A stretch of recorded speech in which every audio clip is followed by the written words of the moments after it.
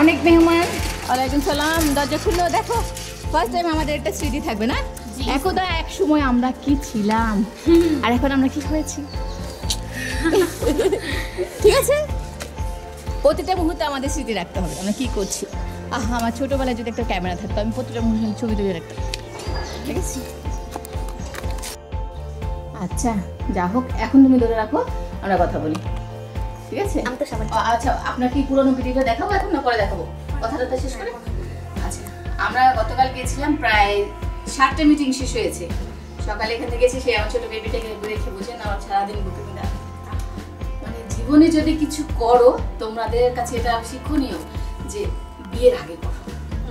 বিয়ে করে বাচ্চা বানিয়ে তারপর আমি এটা হবো তোমাকে সবাই রান্না করে ডাকে। বলছে তুমি দেখবে অফিসে তোমাকে রান্না করে বলবে তাড়াতাড়ি আসো আমাকে মাজো, পাতিল বলবে আমাকে মাজো, হাড়ি পাতিল তোমাকে ডাকবে, ফ্রিজ বলবে ভাই বার করে কিছু রান্না করো। মানে সবাই তোমাকে ডাকবে কে? যখন তোমার খিদে পাবে সবার তখন তোমাকে ডাকবে যে তুমি সবার খাবার আয়োজন করবে। রান্না করবে কি? বউ।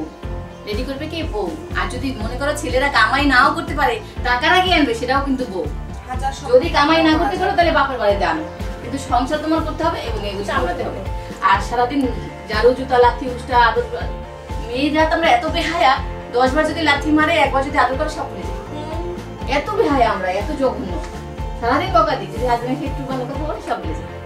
মানে আমরা মেয়েরা এতটা খারাপ স্বভাব হয়েছে, আদরের পাগল। একটা পুরুষ আমার শরীরে এখানে চোবে সেখানে চোবে, যা কিছু করবে সমস্যা নাই, যাক জাহার নামে, মানে আমি সংসার করছি, এটা নাম বলে সংসার। আর যখন খুশি আদর, যখন খুশি লাথি, এটা হলো মেয়েদের জীবন। সেই জন্য আমি বলেছি, আমি বলি না কাউকে যে বিয়ে আমরা করবো না, একদিন তো করতেই হবে, কিন্তু বিয়ের আগে তোমার পড়াশোনা মাস্ট। তোমার সবকিছু শিখে তোমার নিজের একটা পরিচয় আইডেন্টিটি রেডি করে যখন কোনো ছেলে তোমার গেটের সামনে নক করবে যে এই মেয়েকে আমি যে কোনো কিছুর মূল্যে আমি বিয়ে করবো, কি করতে হবে আমাকে? কারণ তখন তোমার যোগ্যতা থাকবে। তাহলে ওই যে আজকে একটা দেখে আসছি, মেয়ে দেখতে আসবে, সেই জন্য কত আয়োজন যদি করছে, মেয়ে দেখতে আসবে কেন? ছেলে বাপের বাড়িতে গিয়ে দেখো তারা কি এত আয়োজন করে?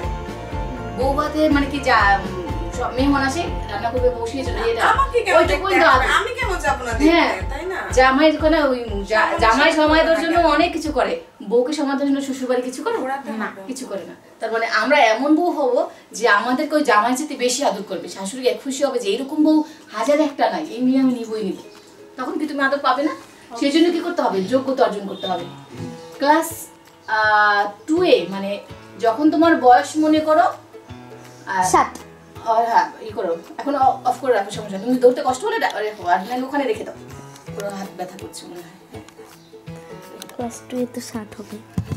2-এ 7 না, 2-এ 9 বছরের বাচ্চা পড়ে। প্লেতে যদি 5 বছরে পড়ে তাহলে 1 2 প্লে 1 2 3 সরি 2, তাহলে কত? 5 4 3 কত? 8। মেবি 8 হয়ে যায়। এখন তো বেশি হয়, বিজ্ঞানস্তা বড় বড় স্কুলে দেখা যায় 9-10 বছরের বাচ্চা 2-এ পড়ে।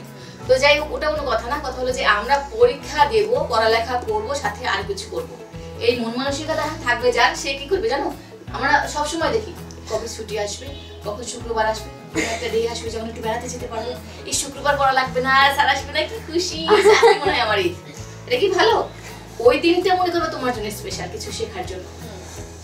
আমার 15 দিন স্কুল বন্ধ দিয়েছে, এই সময় কি নানা বাড়ি বা খালু বাড়ি যে ঘুরবো, রাস্তায় রাস্তায় নাচবো, ঘুরতে আসি কি বাবা কি দেবে? আর ড্যাং ড্যাং করে সুন্দর সুন্দর ড্রেস পরে দেখাবো, ছেলেরা দেখাবে, মেয়েরা দেখাবে, মানে নিজেকে মনে করে আমি ছেলেরা পশু, আমি একটা পশু, সবাই টাকায় দেখছে। এই সেদিন একটা মেয়ে এখান থেকে রাস্তায় যাচ্ছে, মানে হেজে পড়েছে উপরে এতটুকু, প্যান্ট শার্ট পরা পুরো ঘিরেছি, আর এমন ভাবে হাঁটছে যে মানে আমি দেখে তাকিয়েছি। আমি অন্য করার কথা যেখানে সেখানে অন্য এখানে, কিন্তু লাভ হলো কি? আর সবাই তাদের তাকিয়েছি, আর সে মনে করছে কি আমাকে মনে হয় অনেক সুন্দর লাগছে। সবাই যখন তাকিয়েছি রিক্সাওয়ালাও, তারপর আমি বলেছি দাঁড়াও তোমার না একদম সবচেয়ে সস্তা লাগছে জানো। দেখো তো আমি কি ফ্যাশন করিনি, আমি কি তোমার মতো একটু মানে কম সাজিয়েছি, আমি কি খেতে পেরেছি তোমার মতো খ্যাত বলো যারা একটু সাজতে যায় না, তাই না? তাহলে আমার কি খ্যাত লাগছে? বলে না, তুমি তাহলে তোমার মতো কি অদ্ভুত লাগছে। আমি একটা ছবি তুলে মোবাইলে দেখালাম, দেখো তোমার কেমন লাগছে। তোমার বিশ্রী মেয়েদের যে সম্পদ বলে না, এগুলি তো মেয়েদের সম্পদ, শরীরের মেয়েদের স্পেশালিস্টের জায়গাটা আমার সম্পদ, তাই না? মেয়েদের কিন্তু আর কিছু নাই আছে। একটা মেয়ে, তোমরা তো সবাই মেয়ে, তাই না? মেয়েদের যদি জরায়ু সিস্টেমটা তোমরা জানো না, এটা যদি নষ্ট হয়ে যায় সেই মেয়েটার কোনো মূল্য থাকবে না। একটা মেয়ে যদি মা হতে না পারে তার কোনো মূল্য থাকবে না, থাকবে না। একটা মেয়ে যদি নিজের শরীরের যত্ন না বোঝে, মনে করে এতটুকু বসে তুমি ছেলেদের সাথে যা মন চায় তাই করেছো। আজকে ওই বয়ফ্রেন্ড, আজকে খালাতো ভাই, কালকে মামাতো ভাই, সব কিছু যায়। এটা ফান, মজা, ফ্রি মাইন্ড। তাহলে কি নেক্সট টাইম তোমাকে যে বিয়ে করবে সে তোমাকে টাচ করলে বুঝতে পারবে না তুমি আগে কার সাথে কিছু করেছো? তোমার সংসার লাইফটা হ্যাপি হবে এবং তুমি নিজের কাছে নিজেই হ্যাপি থাকবা না। নিজের কাছে নিজেই তুমি নিজে হ্যাপি থাকবা না, নিজের কাছে নিজেই হবে, গিলটি হবে, অনেক গিল্ট হবে। আমি সারা বছর প্রেম করলাম আমার সাথে, একজনের সাথে ধরাধরি না যা খুশি করেছি। সিনেমা দেখেছি নায়িকারা প্রেম করে, আমি তাই করবো? আমাকে কেন প্রেম করবো না? আমার কেন দুটো বয়ফ্রেন্ড নাই? আমাকে কেন ছেলেরা দেখলে হই হই হই করে না? এটা কি তোমার দাম না? এখন তুমি মনে করবে সস্তা যে আমাকে দেখলে যখন ছেলেরা পাওয়ার জন্য তোমাকে কি পাবে? তোমার শরীরটাই চাইবে, আর কিছু চাইবে না। দুদিন তোমাকে ব্যবহার করবে, শেষ। ছেলেদের শরীরে কোনো মূল্য কমে না, ওরা 100 বছরে বিয়ে করতে পারে, ওদের কোনো মূল্য কমে না। ওদের শরীরের স্ট্রাকচার আল্লাহ বানিয়ে দিয়েছে এরকম, সত্যি কথা যা। আমাদের শরীরের স্ট্রাকচার কিন্তু সেরকম না। একটা মেয়ে যদি একবার বিয়ে হয় ব্যবসা সংসার করে, তাহলে কি সেই মেয়েটার কোনো মূল্য থাকে সমাজে? থাকে না। কিন্তু একটা ছেলে যে 100টা বিয়ে করে কি হয়েছে? সে কোলা মানুষ, কোলা মানুষ কি হয়েছে? 100টা করতে পারে, নবী করছে, অমুক করেছে, সোনার আংটি বাঁকা বলে যে, এরকম বলে সবাই। ছেলেটা হোক একটা চোখা না হোক একটা বাঁকা তারা, যেমন একটা এমন সমস্যা নাই। কিন্তু ছেলে তো মেয়েটা অনেক সুন্দরী, অন্য আরেকটা বিয়ে হয়েছিল, ওনা দেখছিল একটা ছেলের সাথে ঘুরছে, ওই মেয়েটা কোনো দাম। আমি মনে করি আপু ছেলেদেরকে এরকম বেশি প্রায়োরিটি দেওয়া হয় একটা কারণে, কামাই রোজগার করে যে। না না, শারীরিক স্ট্রাকচারের কারণে। একটা মেয়ে যখন একবার বিয়ে হয়, একটা বাচ্চা হয়, সেই মেয়ের শারীরিক স্ট্রাকচার অনেক চেঞ্জ হয়ে যায়। এটা আমার সামনে একটা বই আসছে, আপনি পাবেন। এই মেয়েদের সতর্কতার জন্য দিয়েছে। একটা মেয়ের একটা বুঝি না, সবাই আমরা মেয়ে, সম্পর্ক যখন হয় ওই মেয়ের শরীরে যে স্ট্রাকচার পরিবর্তন হয়ে যাচ্ছে, তার কিন্তু কিচ্ছু হয় না। হয় কিছু না, ওটার জন্যই ছেলেদের মেয়েদের প্রতি আকর্ষণ কেন? ওই জিনিসটা পাওয়ার জন্য। কিন্তু এক্সেসলি 100টা ছেলে মেয়ের সাথে সম্পর্ক করা খুব কিছুই হবে না। কিন্তু একটা মেয়ে একটা ছেলের সাথে একবার থাকো, সারা জীবনের সাথে কলম কিনে, কারণ তার শরীরের স্ট্রাকচার পরিবর্তন হয়ে যাবে। আমি একবার মা হয়ে গেছি, আমার বুকে দুধ আমার বাচ্চা পান করেছে। আমার কি শরীরটা আগের মতো আছে? আমি যখন ছিলাম তখন এরকম আছে? কিন্তু আমার দাম আছে? ছেলের দুধটা নাই, ছেলেদের সম্পদটাই নাই। তাহলে আমাদের সম্পদ কোথায় কোথায়? আমার সেই জিনিসটা জানতে হবে আগে। তুমি যদি আগে লজ্জা পাও, আমার নিজের শরীরটাকে যদি যত্ন না করতে পারো, তুমি তো তোমার ফিউচারে যত্ন করতে পারবে না। আজকে যদি তুমি বিয়ের আগে অনেক কিছু করে থাকো, তুমি যখন শ্বশুর বাড়িতে যাবে তখন মনে করবে কি করেছে, তখন তো বড় হবে না, তখন একটা নিজের প্রতি গিল্টি ফিল হবে, অপরাধ বোধ মনে হবে, না ইস আমি অনেক খারাপ ছিলাম। এখন মজা লাগছে, আমি অমুকের বয়ফ্রেন্ড নিয়ে সেদিন দেখলাম ঘুরতে গেছি, ভ্যালেন্টাইন ডে করেছে, আমি কেন যাবো না? আমার কারণে মানুষ বলবে তুমি খেয়াল রেখে পছন্দ করো না, তখন তো আমি নাই। আসলে এটা কি রাইট? না, রাইট না। আমাকে ভাবতে হবে আমি এমন স্পেশাল হব, ওইসব বাজে বাজে ছেলে আমাকে টাচ করবে, আমার সাথে কথা বলবে। আমার সাথে কথা বলে কোনো প্রেসিডেন্টের ছেলে, এমন একজন বিজনেসম্যান যে 1.5 কোটি টাকা ইনকাম করে, সেরকম ছেলে আসতে হবে। আর সেই জন্য আমাকে পাইতে হলে এখন আমি আকাশ শুভ কি এখানে দাঁড়িয়ে দাঁড়িয়ে আমাকে উঠতে জানতে হবে না? উঠুকে আমাকে পাকা হবে? কখনো হবে না। আমাকে এরোপ্লেনে ওঠার মতো ক্ষমতা অর্জন করতে হবে। এখন আমি যদি বলি থাক আল্লাহ দিবে, অনেক আছেন আল্লাহকে বিশ্বাস করে, আল্লাহকে আমিও বিশ্বাস করি, কিন্তু আল্লাহ কখনো বলেন, আল্লাহ কোরআনেও বলেছে যে তুমি যতক্ষণে না চাইবে তোমার ভাগ্য আমি পরিবর্তন করবো না। তোমার মায়ের কাছে তুমি যদি মা মনে করো কিছুই নাই, তোমার মা খুব গরিব, কিন্তু আজকে বলো কাল বলো তুমি সারাদিন মাকে খুশি করার জন্য এটা সেটা কাজ করো, মায়ের সব কাজগুলো করে দাও। ওখানে বসে আল্লাহ ভাগ্য পরীক্ষা করবে না, কারণ সব দিয়ে দিছে। তোমাকে চোখ দিছে, দেখো, কান দিছে, শোনো, হাত দিছে, করো, তা আর কি দিবে তোমাকে? আর তো কিছু। এখন তুমি মাকে খুশি করার জন্য কি করো? মা কোথায় বন্ধুর পাশে বেড়াতে যাবে, মা যেতে দিবে না, আমাকে একটু খুশি করার জন্য কিছু করতে হয় না? মার কাজ করতে হয়, রান্না বান্না কাজ করে সবকিছু করে মা আমাদের দাও না, সবাই তো যায়, আমি একটু যাই। তার মানে কি তখন মা খুশি হয়, সারাদিন তো কষ্ট খুশি যাও, ঘুরে আসো। ঠিক আল্লাহ সেরকম, সারাদিন যদি আমি সব কিছুর চেষ্টা করি, আল্লাহ আমি এটা হবো, এটা সারাদিন স্বপ্ন দেখি, নিজেকে নিয়ে অনেক কিছু তৈরি করি, তখন আল্লাহ বলে সে তো অনেক চাই, আমি তো লিখছিলাম ওর জন্য, এটা তাহলে না ওরে দিই, তাই না? আল্লাহ দিবে, সমস্যা নেই। এই যে রাস্তার মধ্যে ছেলে বাচ্চা পালাই দিয়ে মা বলে গেছে আল্লাহ দেখবে, আরে আল্লাহ দেখবে, ও একটা কাটা মুখে দিবে, ওটা ময়লা মুখে দেবে, তখন থেকে ডাক্তার কাছে ধরে টাকা বের হয়ে যাবে। আর এখন 2টা খেলনা একটা খাবার কিনে দিয়ে একটা একজনের কাছে রাখার তার পয়সা নেই। আমাদের দোষে আমরা যে প্রতিটা এই যে আমরা একটা দিন কেউ ঘাটো, কেউ মোটা, কেউ কালো, কেউ দেখতে সুন্দর না, কেউ কান অন্ধ, এটা জানো? এটা আমাদের দোষ না, আমাদের মানুষের তো জানো।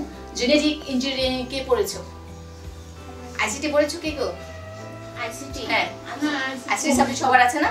জেনেটিক ইঞ্জিনিয়ারিং কেউ দেখাবো না, এখানে আছে। আর জেনেটিক ইঞ্জিনিয়ারিং বিদেশি যেটা করে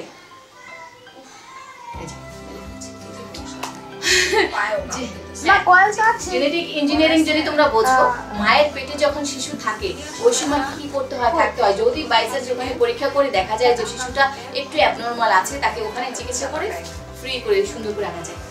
বিদেশিরা কিন্তু অনেক ন্যাংটা ফ্যাংটা যা মন চাই করে থাকে, ওরা অনেক পাপও করে, তাই না? একাধিক ছেলের সাথে সম্পর্ক, বাচ্চাগুলি সুন্দর হয় কেন বলতো? ওরা কিন্তু এটা করে, এই সময় ট্রিটমেন্টটা খুব করে। প্রেগন্যান্সির সময় ওরা এত যত্ন করে নিজেকে, ওদের শরীরের যত্ন ওরা খুব করে, যেটা আমরা বাঙালি একদম করি না। একটা মেয়েদের আমাদের যে 7 দিন যায় একটা আছে না তোমাদের, হ্যাঁ, এই সময়টা যে কত কিছু করতে হয়, তুমি কি কিছু করো না? কে কিছু না, আল্লাহ দেখবে, আল্লাহ দেখবে, আল্লাহ ঠেকা পড়ছে সারাদিন তোমাদের সাথে লেগেই থাকবে।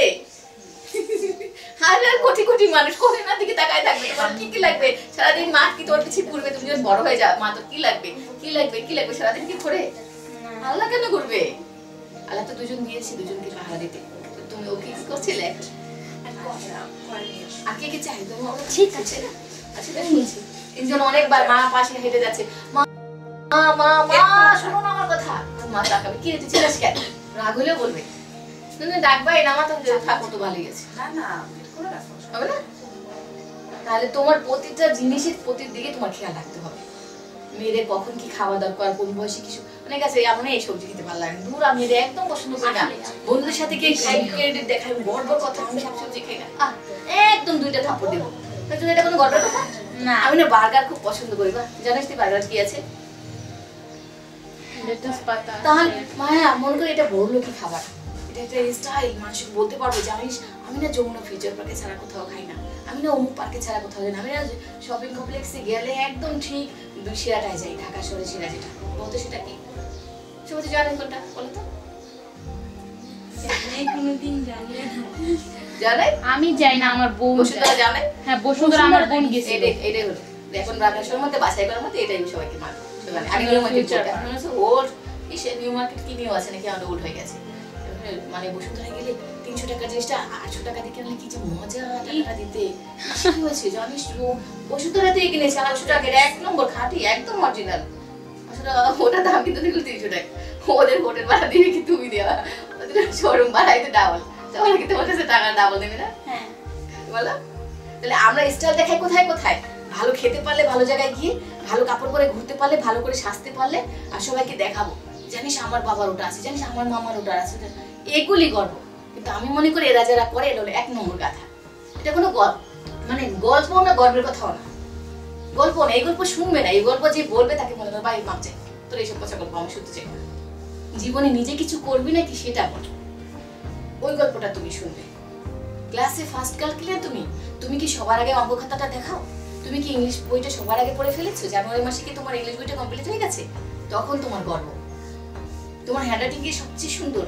তুমি কি সবার আগে ইংলিশে কথা বলতে পারো? তোমার স্পেলিং কি খুব সুন্দর? এগুলি তোমার গর্ব, কারণ তুমি স্টুডেন্ট। একজন স্টুডেন্ট কি চায়? এটাই তোমার গর্ব। আমি না যার ক্লাসে আমার আগে কেউ খাতা দেখাতে পারে না, একদম ছুটে মেডালাম, যদি আমার আগে খাতা দেখাস, এটা হবে তোমার মাস্তানি। আরে না তোরা কি কাপড় চোপড় পরছ, আমি সবচেয়ে দামি কাপড় পরে দেখি, কিন্তু দেখিস পুরাই লাভ রাখে কিনা। হ্যাঁ তাহলে কি হবে? ওটা গর্ব হবে? আমাকে পড়ালেখা জানতে হবে, পড়ালেখার পাশাপাশি আমার এমন কিছু কাজ জানতে হবে যেটা আমি নারে আমার সারা জীবন লাগবে। ঠিক আছে? আজকে শাশুড়ি কোনো কারণে স্যাড হয়েছে, তাকে সুন্দর করে 2টা গ্লাস বানিয়ে একদম হাতের কাজ করে সুন্দর করে দাও, দেখবা বৌমা ছাড়া কিছু বুঝি না। রনসি অনেক কথা বলেছে, তোমার বউ এটা করছে, তোমার বউ এটা করছে, 2টা শাড়ি কিনে দাও আমাকে থেকে, দেখবে তোমাকে ছাড়া আর কিছু বুঝবে না। ওর মতো ভালো বই হয় না, বুঝছো? ঠিক আছে? তাহলে এই জন্য তোমাকে গুণ অর্জন করতে হবে হ্যাপি থাকতে হলে। ঠিক আছে? আর এই জন্য তোমাদেরকে আমি ডেকেছি যে তোমাদেরকে কিছু মোটিভেশন দেব, আর তোমাদেরকে এই যে তোমাদের সাথে এখন কথা বললাম, এটা কিন্তু আমার একটা পেশা। মোটিভেশন দেওয়ার জন্য কিন্তু আমাকে অনেক জায়গায় থাকে যেখানে আমি 1 ঘন্টার জন্য কথা বলবো, আমার একটা বড় অ্যামাউন্ট থাকে, ক্যামেরা জানি সত্যি না। ঠিক আছে? তাহলে কারণ এটা তোমাদেরকে বোঝানো, এই জন্য তোমাদের আমি 8 থেকে 18 পর্যন্ত একটা বই লিখেছি।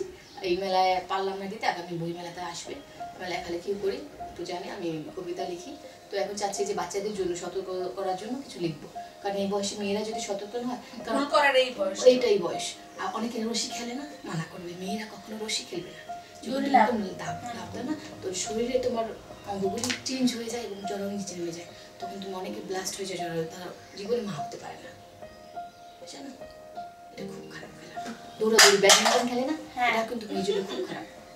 সমস্যা নেই, তার মানে প্রতিটা জিনিসই তোমাকে পায়ে পায়ে খেয়াল রাখতে হয় এই সময়টা। সমস্যা নাই, ঠিক আছে?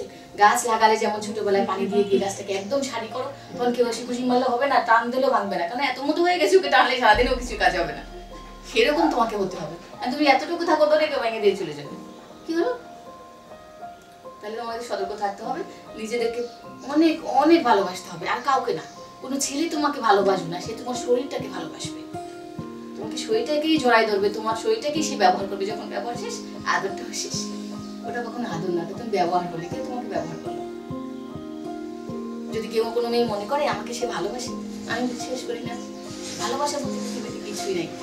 ও যে অমুক তমুক করেছে যারা তারা, ওগুলো শুধু নাম মাত্র, ওগুলো শুধু উপন্যাসের কাহিনী, বাস্তব এসবের কিছুই নেই।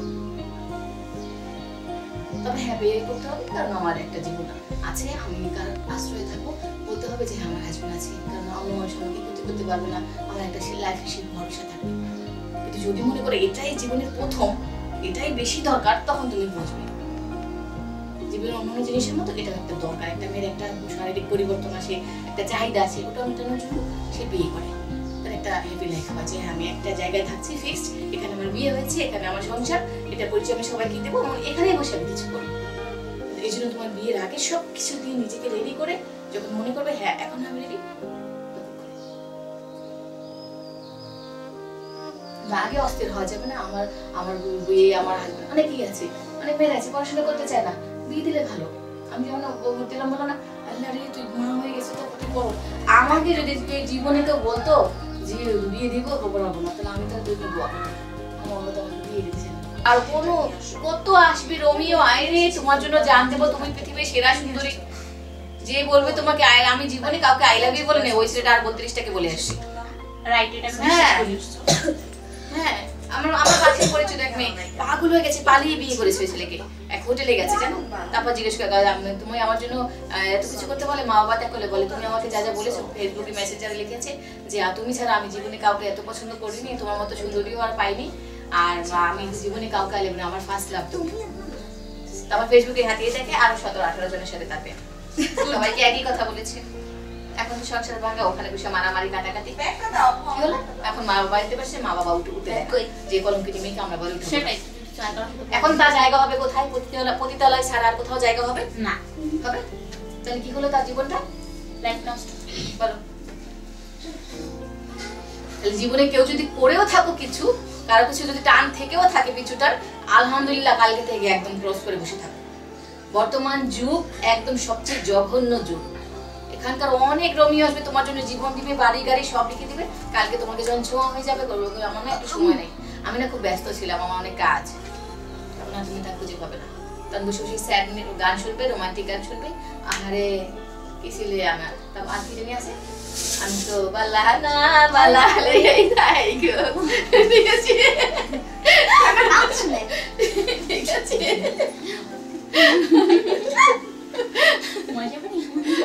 ঠিক আছে। তাইলে এটা হলো ভালোবাসার কাহিনী। বইপত্র যা পড়ো, লাইলি মজনু করেছে, শিরের পাতাতে ফালতু গল্প, ওগুলি মানুষ ওই তাজমহল করেছে, তাজমহল যদি তাকে ভালোই বাসতো তাহলে আর মরার পরে বানাতো না, মরার আগে বানাতো। আর তার এতগুলি বিয়ে করতো না, তার নিজের বোনকেই সে বিয়ে করে, শালিকেই বিয়ে করেছে। আমি যাকে ভালোবাসবো, একজনকে ভালোবাসে একবার হয়, কয়বার হয়? এইসব প্রেমিকদের ভালোবাসা অনেকবার হয়, কিন্তু যতবারই আসবে 100টা প্রেম করার পড়বে, আমি তো মনে মানুষ পাইলাম না, মানে 100টা প্রেম করেছে এখনো সে মনে মানুষ পায় না।